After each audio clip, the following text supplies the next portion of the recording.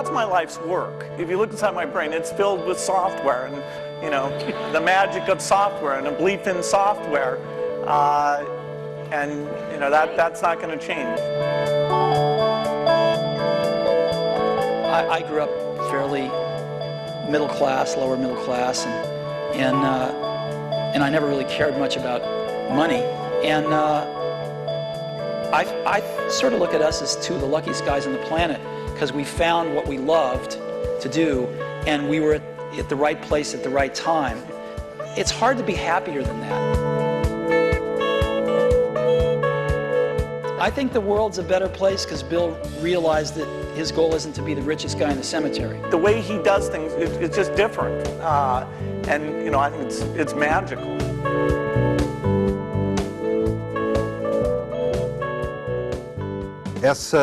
Essa conversa entre Bill Gates e Steve Jobs acontece no segundo semestre de 2007. O Jobs estava de volta à Apple fazia 10 anos, mais ou menos, e o Gates estava a 1 ano de se aposentar definitivamente e ir para a filantropia. Os dois já eram empresários de notado sucesso, a Apple ainda não era maior que a Microsoft. A relação deles tinha sido sempre uma relação meio áspera, um às vezes precisava do outro, isso aconteceu em vários momentos. Todo mundo queria ver esse encontro. Bill Gates é o sujeito que inventou a indústria do software. E de certa forma, Steve Jobs, junto com o sócio dele, Steve Wozniak, são os dois caras que inventaram a indústria do computador pessoal. O computador pessoal só faz sentido se você tem programas, e programas, evidentemente, só fazem sentido se pessoas estão comprando computadores. E de repente você tem esses dois sujeitos, é claro que outras pessoas contribuíram, mas de repente você tem esses dois sujeitos que representam tanto e que nesse momento, em 2007, já estavam no pico das suas carreiras, ainda extremamente produtivos. De repente vocês têm os dois se encontrando com tanta história para contar, com tantas brigas nos seus passados. Como é que eles vão reagir? Estava todo mundo muito ansioso para ver a entrevista. E eu acho que a maior surpresa para todos os observadores é que eles se trataram bem, eles estavam nostálgicos, eles estavam gostando de ter aquela conversa, quase que uma conversa informal mesmo, entre duas pessoas que se conhecem há muito e estão falando sobre o passado.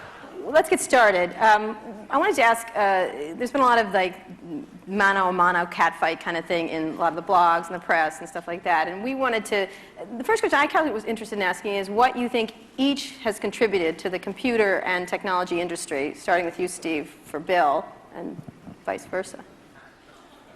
Well, you know, Bill built the first software company in the industry. And I think he built the first software company before anybody really in our industry knew what a software company was, except for these guys. And that was huge. That was really huge. And the business model that they ended up pursuing turned out to be the one that worked really well, you know, for the industry. Mm-hmm. So I think, but the biggest thing was Bill was really focused on software before almost anybody else had a clue that it was really the software. That's what I see. I mean, a lot of other things you could say, but that's the high order bit. And I think building a company is really hard. And it requires your greatest persuasive abilities to hire the best people you can and keep them at your company and keep them working, you know, doing the best work of their lives, hopefully. And Bill's been able to stay with it for all these years. So, Bill, how about the contribution of Steve and Apple? Well, first I want to clarify, I'm not fake Steve Jobs. You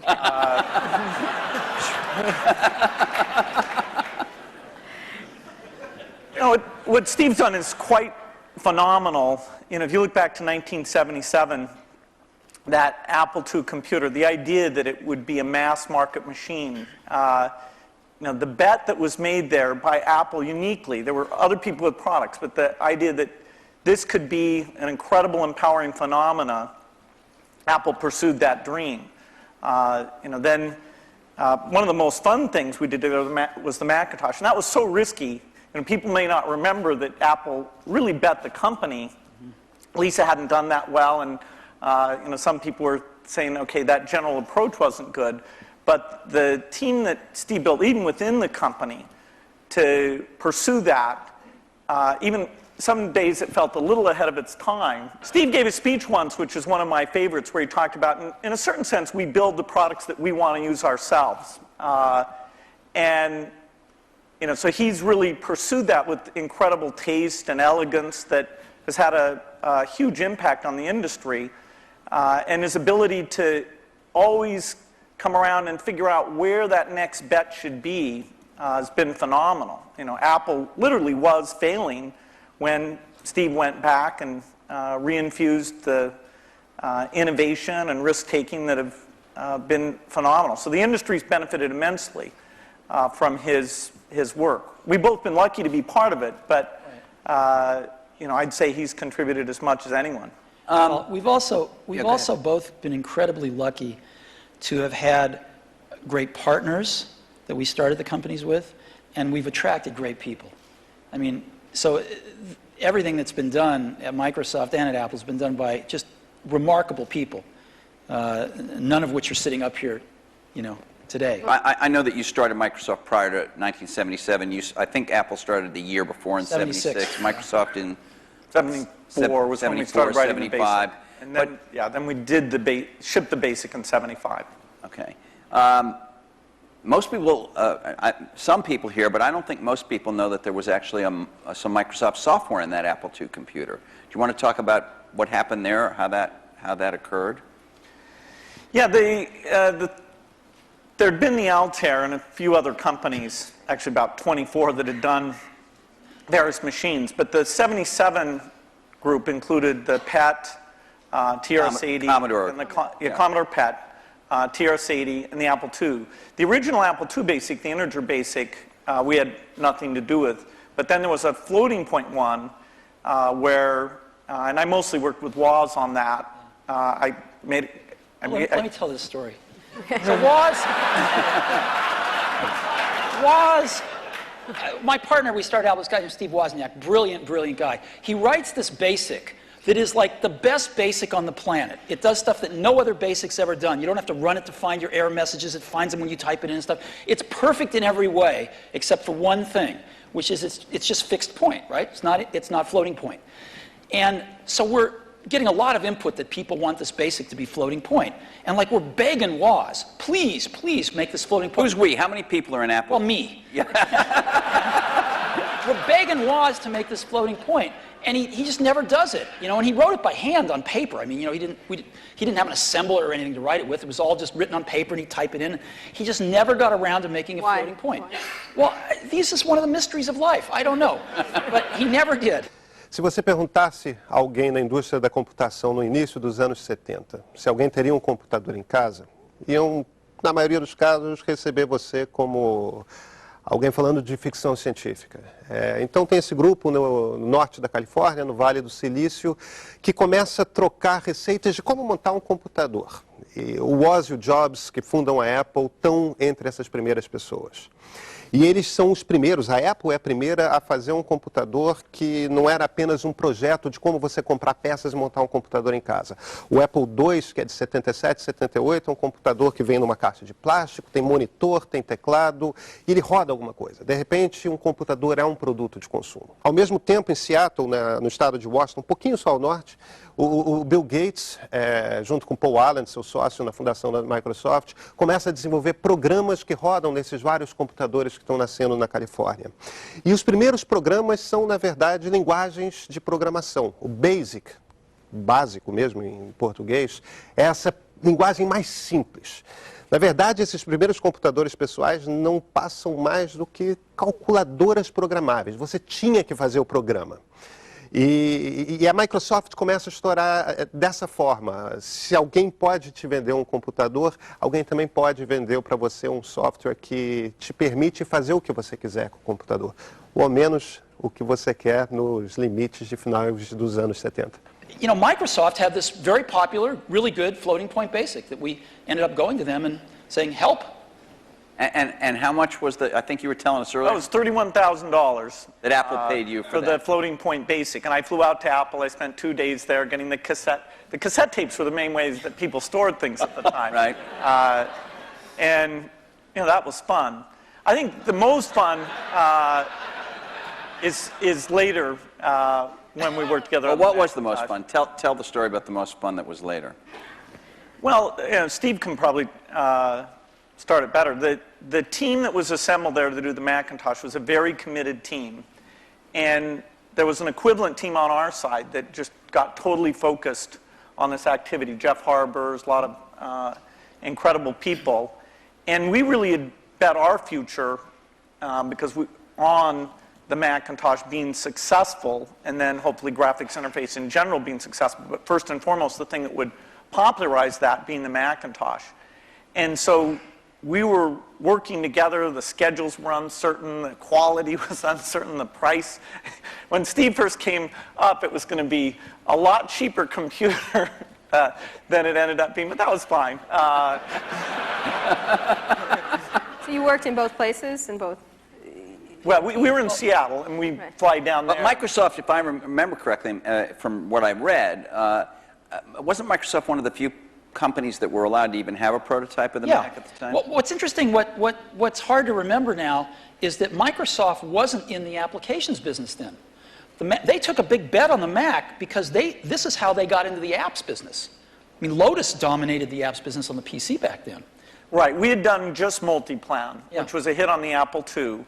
And then Mitch did an incredible job betting on the IBM PC. And 123 came in and ruled that part of the business. So the question was, what was the next paradigm shift that would allow for an entry? WordPerfect, we had Word, but WordPerfect was by far the strongest in word processing, DBase, and database. Well, you said you had decided that it was destructive to have this competition with Microsoft. Now, obviously, Apple was in a lot of trouble, and I presume that there was some tactical or strategic reason for that, as well as just wanting to be a nice guy, right? I mean, Apple was in very serious trouble, and what was really clear was that if the game was a zero-sum game where for Apple to win, Microsoft had to lose, then Apple was going to lose.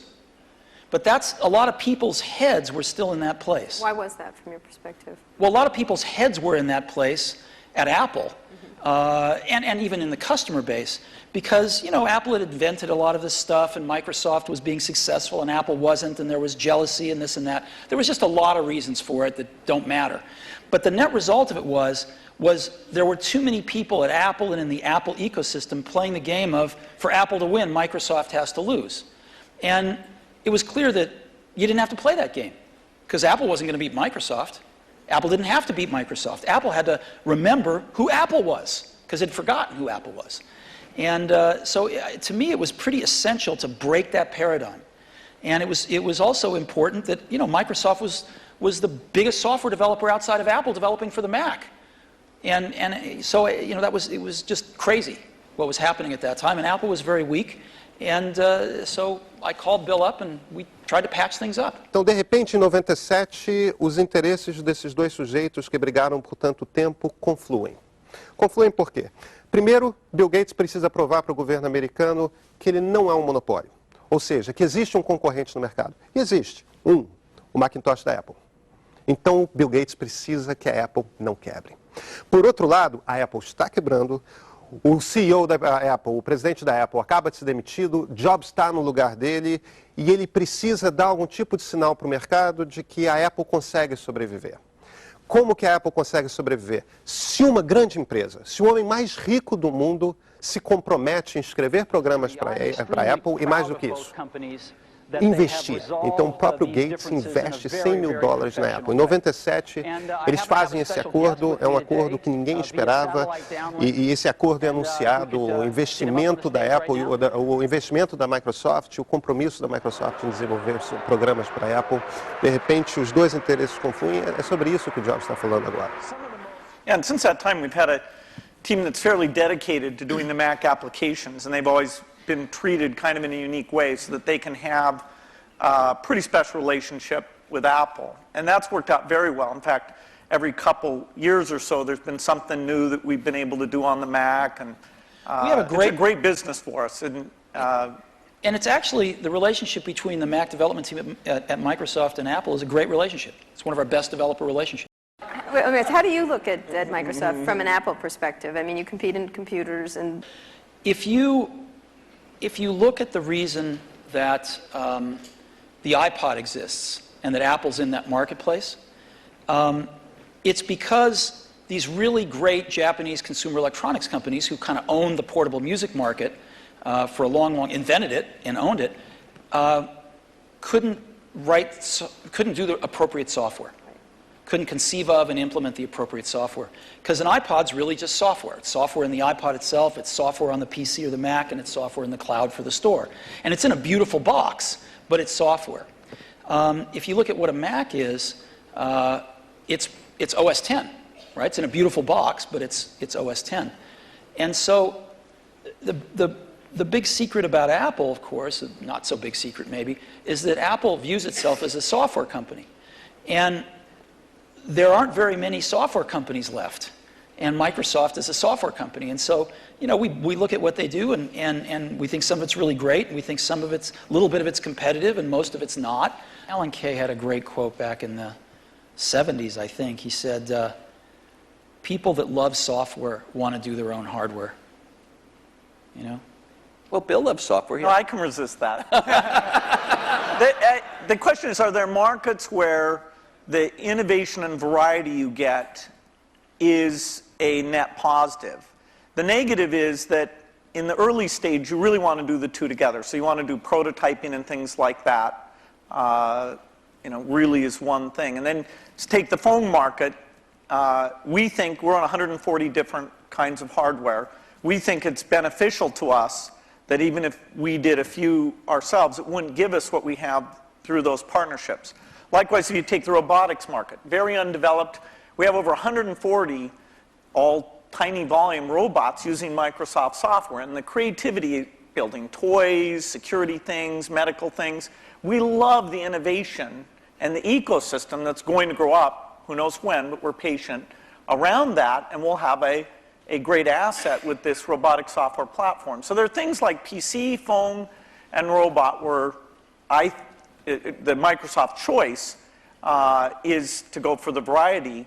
It's great. They're, you know, for them, they do what works super well for them. You know, do you ever regret? Was there something you might have wanted to do differently? And maybe you feel like this happened after you left Apple. Something you might have done differently that where you could have had a much bigger market share for the Mac? Well, before I answer that, let me make a comment on Bill's answer there, which is, it's very interesting in the consumer market and the enterprise market. They're very different spaces.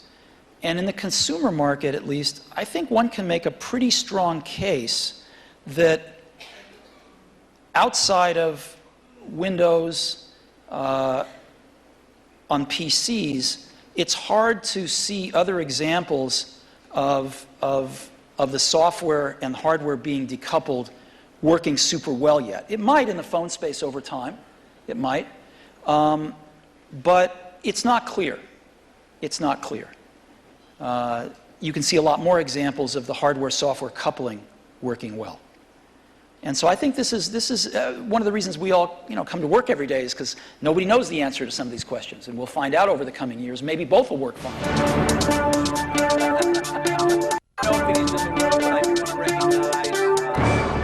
Is there some moment you feel like I should have done this or Apple should have done that and we could have had? There's a lot of things that happened that I'm sure I could have done better when I was at Apple the first time, and a lot of things that happened after I left that I thought were wrong turns, but it doesn't matter.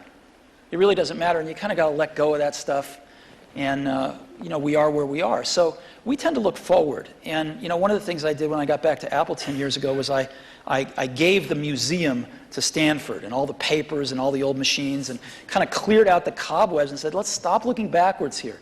It's all about what happens tomorrow.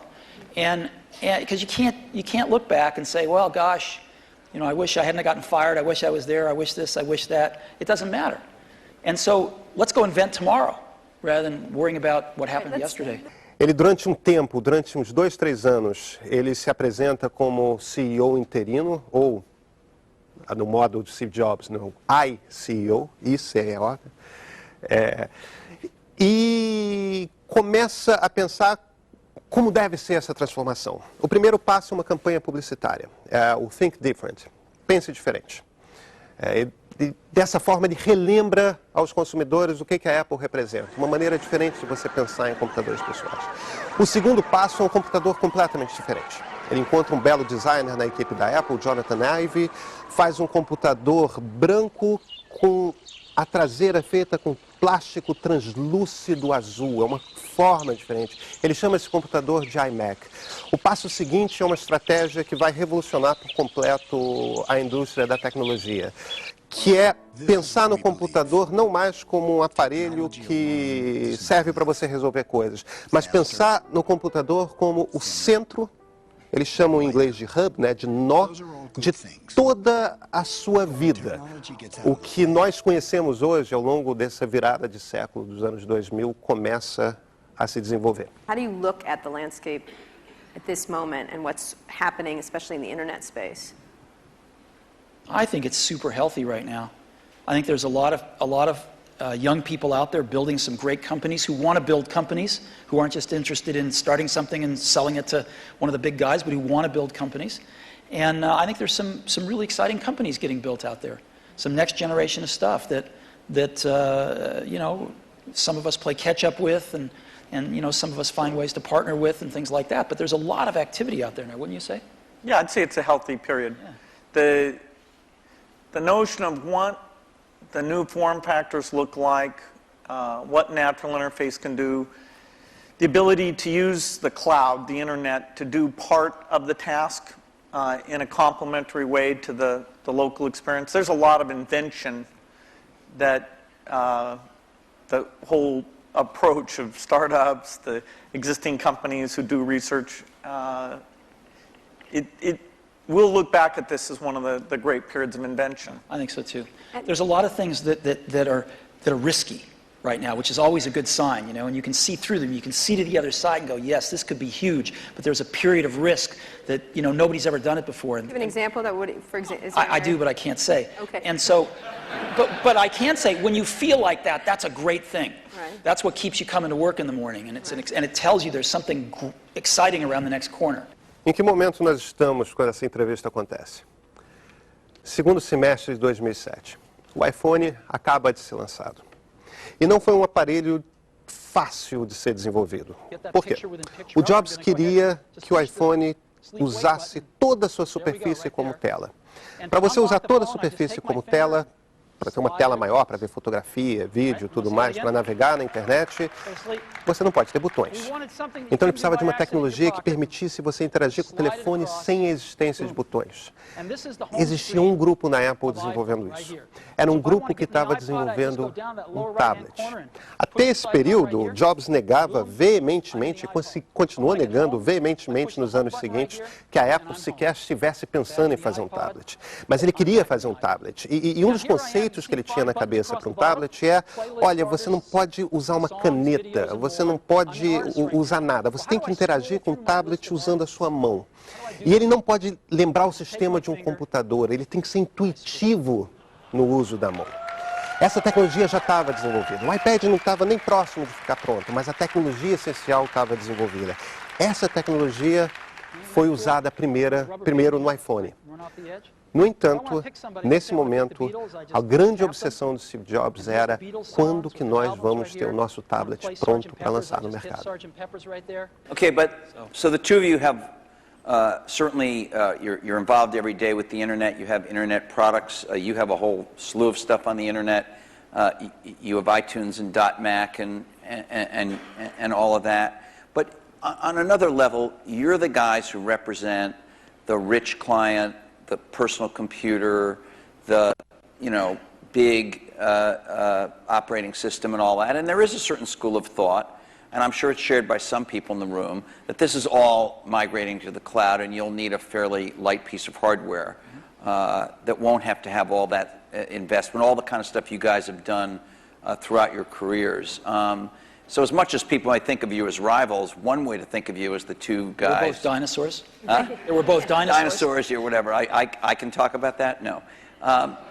Seriously, is there betting in on a 5 system that is years? changing. In 5 years, is the personal computer is still going to be the linchpin of all this stuff? Well, you can say that it'll be predicted that it won't be. The network computer took us over about, 5 years ago, we disappeared. Remember the single function computer? There was somebody who said that these general purpose things are kind of a dumb idea.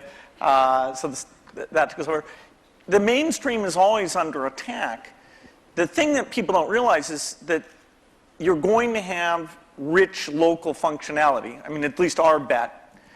As you get things like speech and vision, as you get more natural form factors, it's a question of using that local richness together with the richness that's elsewhere. And as you look at the device, say, that's connecting to the TV set or connecting in the car, there are lighter weight hardware internet connections. But when you come to the full screen, rich, edit the document, create things, I think we're nowhere near where we can be on making that stronger. I'll give you a concrete example. I love Google Maps, use it on my computer, in a browser. But when we were doing the iPhone, we thought, wouldn't it be great to have maps on the iPhone? And so we called up Google, and they'd done a few client apps in Java on some phones, and they had an API that we worked with them a little on. And we ended up writing a client app for those APIs. They would provide the back-end service. And the app we were able to write, since we're pretty reasonable at writing apps, blows away any Google Maps client. Just blows it away. Same set of data coming off the server, but the experience you have using it is unbelievable. It's way better than the computer. And just in a completely different league than what they'd put on phones before. And that client is the result of a lot of technology on the client, that client application. So when we show it to them, they're just blown away by how good it is. And you can't do that stuff in a browser. Nesse momento, o Jobs começa a vê-los como concorrentes. Qual era a grande implicância que o Jobs tinha com a turma do Google?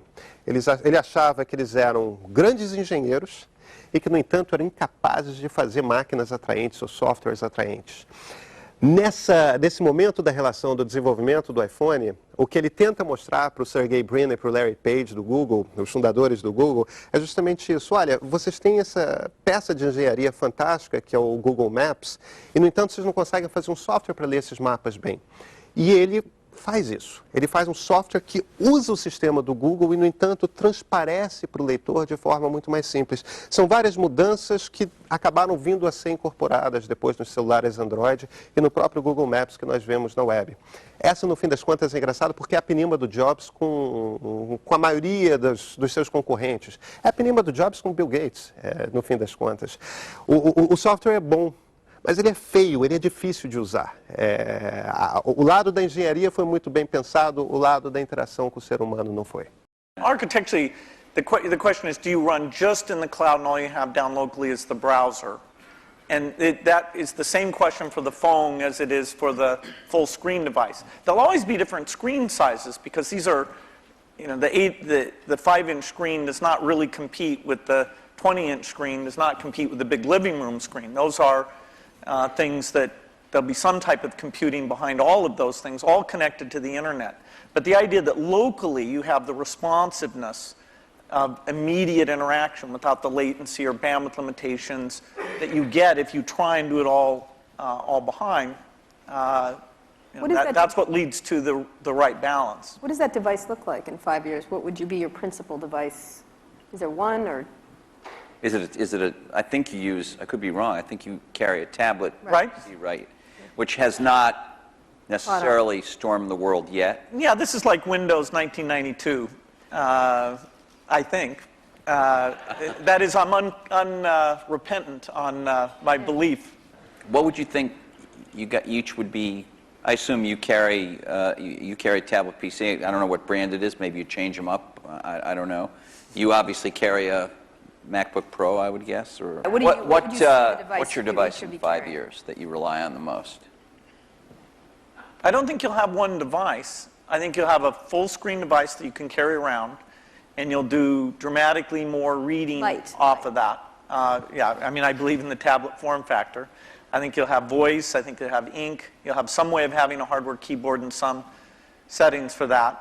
And then you'll have the device that fits in your pocket, which the whole notion of how much function should you combine in there. You know, there's navigation computers, there's media, there's phone. Technology is letting us put more things in there, but then again, you really want to tune it so people know what they expect. So there's quite a bit of experimentation in that pocket-sized device. But I think those are natural form factors, and that we'll have the evolution of the portable machine and the evolution of the phone will both be extremely high volume, complementary. That is, if you own one, you're more likely to own the other. And then at home, you'd have a setup that they all plug into? Well, at home, you'll have your living room, which is your 10-foot experience, and that's connected up to the internet. And there you'll have gaming and entertainment. And there's a lot of experimentation in terms of what content looks like in that world. And then in your den, you'll have something a lot like you have at your desk at work. You know, the view is that every horizontal and vertical surface will have a projector, so you can put information. So what's your 5-year outlook at the devices you'll carry? You know, it's interesting. The PC has proved to be very resilient. Because as Bill said earlier, I mean, the death of the PC has been predicted every few years. And here, when you're saying PC, you mean personal computer in general, not just Windows PCs. I mean personal computer in general. You can sort of see that there's something starting again. It's not clear exactly what it is, but it will be the PC maybe used a little more tightly coupled with some back-end internet services and some things like that. And of course, PCs are going mobile in an ever greater degree. So I think the PC is going to continue, this general purpose device is going to continue to be with us and morph with us, whether it's a tablet or a notebook or a big curved desktop that you have at your house or whatever it might be. So I think that'll be something that most people have, at least in this society. In others, maybe not, but certainly in this one. But then there's an explosion that's starting to happen in these, what you call post-PC devices, right? And you call the iPod one of them. I think there's just a category of devices that aren't as general purpose, they're really more focused on specific functions, whether they're phones or iPods or Zunes or what have you. And I think that category of devices is going to continue to be very innovative, and we're going to see lots of them. Give me an example of what that would be. Well, an iPod is a post-PC device. A phone is a post-PC device. We're getting to the point where everything's a computer in a different form factor. So what? Right? So what if it's built with a computer inside it? It doesn't matter. It's what is it? How do you use it? You know, how does the consumer approach it? E aí a gente começa a caminhar em direção ao que tanto Gates quanto Jobs veem como a era pós-PC, pós-computador pessoal. Ele era único, ele começa a virar o centro dessa vida digital e, de repente, ele começa a desaparecer. Ele começa a virar mais um aparelho quando toda a informação de fato vai para a nuvem. Não importa qual o aparelho que você tenha na mão, pode ser o tablet, pode ser o seu celular, pode ser um player de MP3, pode ser, de repente, o seu próprio computador, seja um notebook, seja um computador de mesa, pode ser uma máquina que não seja sua, num cybercafé em algum canto do mundo. Não importa. Todas as informações estão sempre acessíveis. Eles, nesse momento, em 2007, estão justamente no meio desse caminho que começa a se completar agora, que é a concretização da era pós-PC. Outside of the computing area, what are the exciting areas in the internet space at all that you're looking at that you find that's interesting to each of your companies and in general for you? Any kind of social networking, any kind of the wikis, those kind of things we've talked about in the past today, essentially. You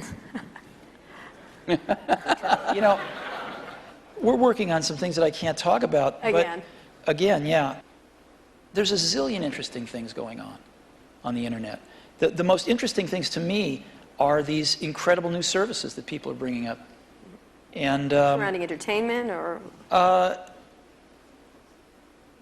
There's a lot of them surrounding entertainment, but there's a lot of them that have to do with just sort of figuring out how to navigate through life a little more efficiently.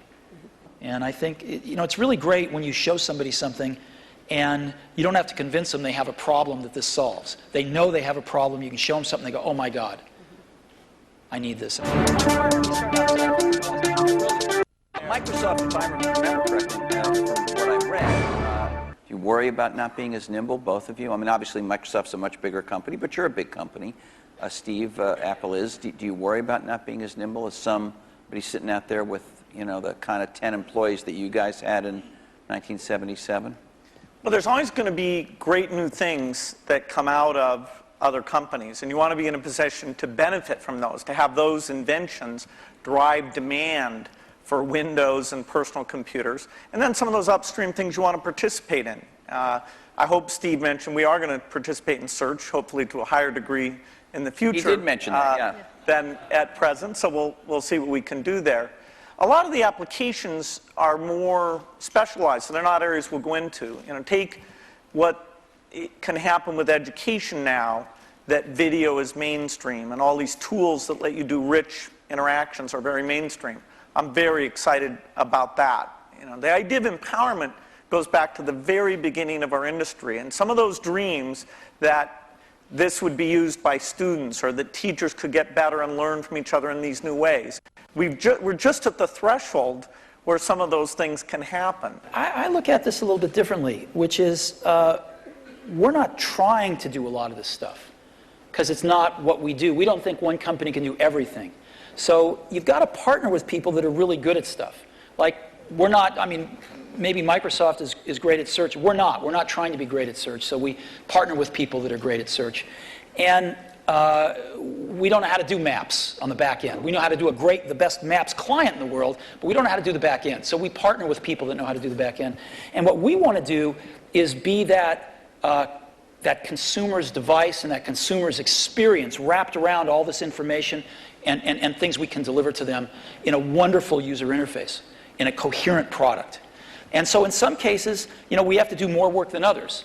You know, in the case of iTunes, there wasn't a music delivery service that was any good, and we had to do one, so we'll do one. And what about this multi-touch stuff? It's really interesting.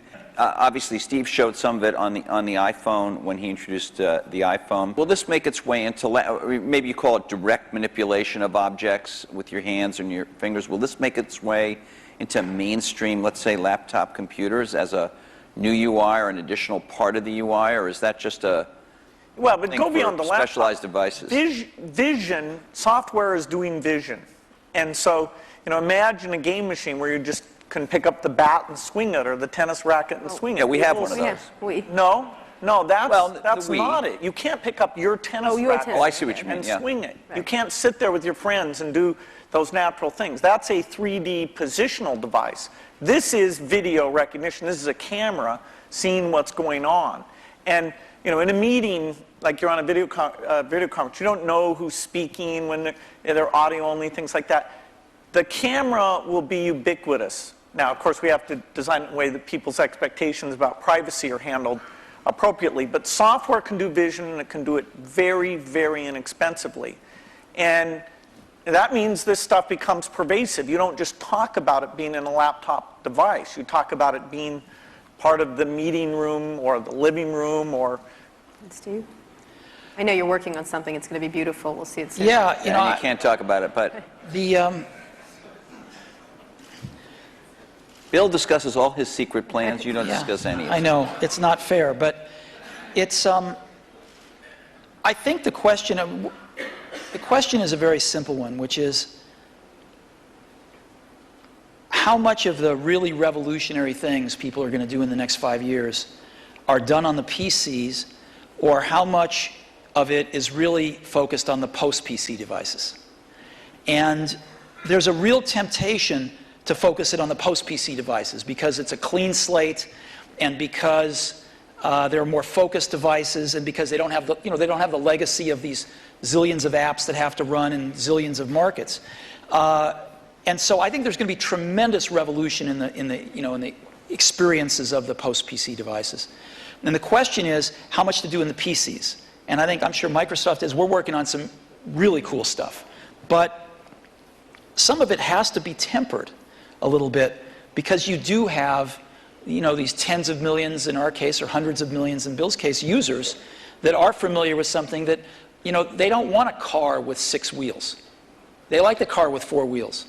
They don't want to drive with a joystick. They like the steering wheel. And so, you know, you have to, as Bill was saying, in some cases you have to augment what exists there, and in some cases you can replace things. But I think the radical rethinking of things is going to happen in a lot of these post-PC devices. But what's the greatest misunderstanding between in your relationship and about each other? What would you say would be this idea of catfight, this idea of which one of the many? We've kept our marriage secret for over a decade now. Canada, that trip to Canada. Mm-hmm.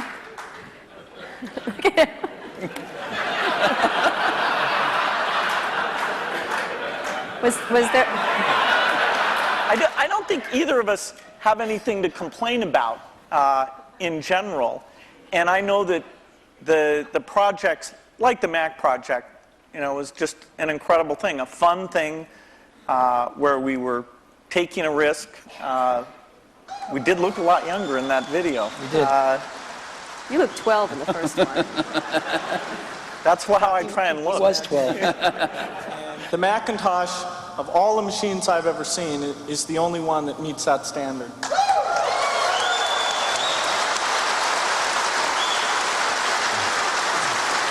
No, it's been fun to work together. And I actually kind of miss some of the people aren't around anymore. People come and go in this industry. It's nice when somebody sticks around and have some context of all the things that have worked and not worked. And the industry gets all crazy about some new thing. There's always this paradigm of the company that's successful is going to go away and stuff like that. It's nice to have people seeing the waves and waves of that, and yet been willing when it counted to take the risk to bring in something new. When Bill and I first met each other and worked together in the early days, generally we were both the youngest guys in the room, right? Individually or together. I'm about 6 months older than he is, but roughly the same age. And now, when we're working at our respective companies, I don't know about you, but I'm the oldest guy in the room most of the time. And that's why I love being here. And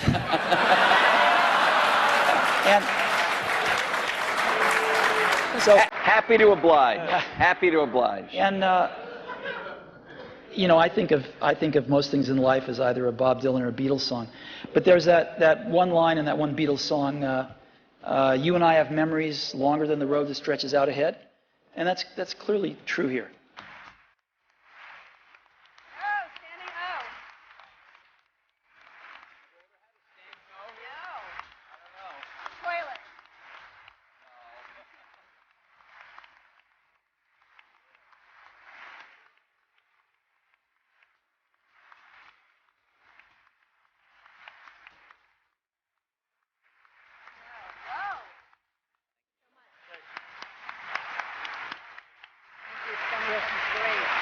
Great.